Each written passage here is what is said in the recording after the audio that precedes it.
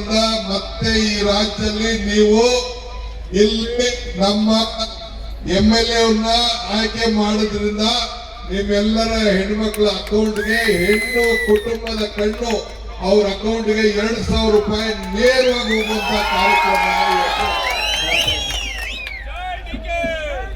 ಅದಲ್ಲದೆ ಈಗ ತಾನೇ ಹೇಳಿದ್ವಿ, ಮನೆಯಲ್ಲಿ ಸಾಮಾನ್ಯ ಪಾತ್ರೆ ಇರ್ಬೋದು, ಟಿವಿ ಇರ್ಬೋದು, ಸ್ಟವ್ ಇರ್ಬೋದು, ಬಿಡಿ ಗ್ಯಾಸ್ ಅಂತೂ ಕತೆ ಹೋಯ್ತು, ಒಲೆನೇ ಗ್ಯಾರಂಟಿ ಮುಂದಕ್ಕೆ ಹೊಂಟೋಯ್ತು, ಗ್ಯಾಸ್ ಹೋಯ್ತು, ಒಲೆ ಬಂತು. ನಾವೆಲ್ಲ ಮತ ಕೊಡ್ತೀವಿ, ನೀವು ಗೌರ್ಮೆಂಟ್ ಆಫೀಸ್ ಕಾಲೇಜ್ ತಗೊಂಡ್ಬೇಕಂತೇಳಿ ಇವೆಲ್ಲ ಕೋರಿಕೆ ಇಟ್ರಿ. ಇದನ್ನ ಕೋರಿಕೆ ನೆರವೇರಿಸಿದ್ದೀರಿ. 20 ಕೋಟಿ ರೂಪಾಯಿಯಲ್ಲಿ government arts and science college, 15 ಕೋಟಿ ರೂಪಾಯಿಯಲ್ಲಿ ITI ಕಾಲೇಜು.